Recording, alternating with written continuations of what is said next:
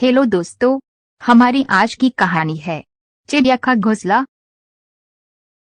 इस बार गर्मी की छुट्टियों में एनी अपनी सहेलियों के साथ खेलने की बजाय सारा दिन पार्क में बैठी छोटे छोटे पक्षियों को घोंसला बनाते देखती रहती। पार्क में तरह तरह के पक्षी आते थे। गौरैया, कबूतर, कठफोड़वा, लवा और बुलबुल। एनी किसी भी पक्षी को देखते ही पहचान जाती थी, क्योंकि उसकी मैम ने उसे सभी पक्षियों के सुंदर चित्र दिखाए थे और कहा था कि इन छुट्टियों में तुम सब पक्षियों की आदतें गौर से देखना, और गर्मी की छुट्टियों के बाद जब स्कूल खुलेगा तब तुम सबको पक्षियों पर एक लेख लिखने के लिए दिया जाएगा। सबसे अच्छे लेख पर जो किताब इनाम में दी जाने वाली थी वह भी बच्चों को दिखाई गई थी। मैम ने उन्हें जानवरों और पक्षियों की कहानियों वाली उस किताब के रंगीन चित्र भी दिखाए थे और कहानियां भी पढ़कर सुनाई थी। एनी को वह किताब इतनी पसंद आई थी कि उसने मन ही मन यह निश्चय कर लिया था कि जैसे भी हो वह इस किताब को पाने के लिए मेहनत करेगी, और इसलिए एनी अपनी छुट्टियां खेलने की बजाय पार्क में बैठकर पक्षियों की आदतों को जानने में गुजार रही थी। एनी देखती कि पक्षी अपना घोंसला बनाने के लिए कितने धैर्य से छांट छांट कर पुरानी सुतली,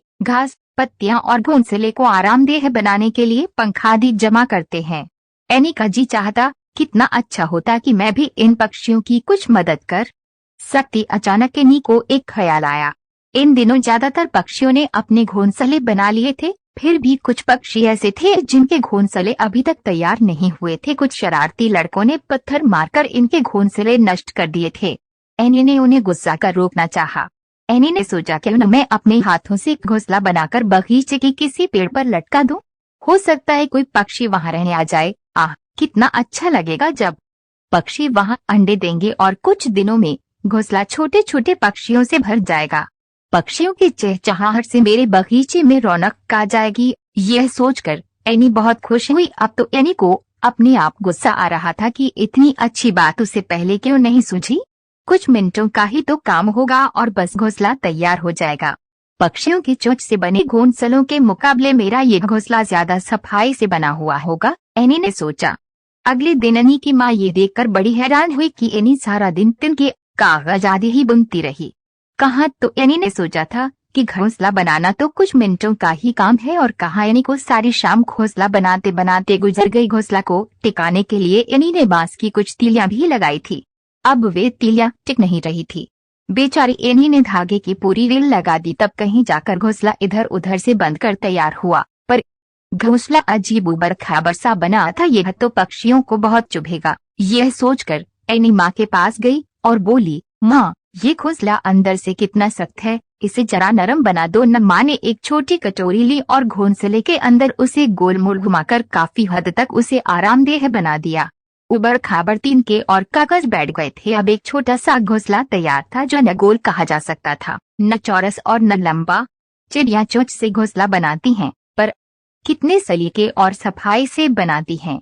हाथों से तो कभी ऐसे घोंसला बनाए ही नहीं जा सकते। सुबह एनी ने बड़ी शान से वह घोंसला बगीचे के एक पेड़ पर लटका दिया और खुद कुछ दूरी पर खड़ी इंतजार करती रही कि कोई पक्षी आकर उसे अपना घर बना ले। पर जब काफी समय गुजर गया और कोई पक्षी न आया तो एनी बड़ी निराशा हुई। अचानक उसने देखा लवा पक्षियों के एक जोड़े ने, जो घोंसला के ऊपर मंडरा रहा था, चोंच मार मार कर घोंसला तोड़ फोड़ डाला।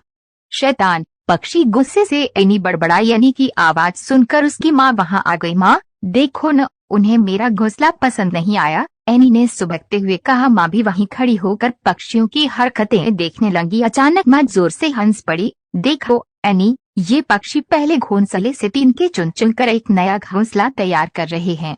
हो सकता है ये लोग और किसी की बनाए घोंसलों में रहना पसंद न करते हों। माँ मैं जो लेख लिखूंगी न, उसमें यह बात भी जरूर लिखूंगी, एनी बोली। एनी पक्षियों ने एक घोंसला चाहे जिस कारण तोड़ा हो, पर वे तुम्हारा बड़ा एहसान मान रहे होंगे कि तुमने घोंसला बनाने का सारा सामान एक जगह जमा कर रखा है। माँ ने कहा, माँ तुमने एक बात पर गौर किया?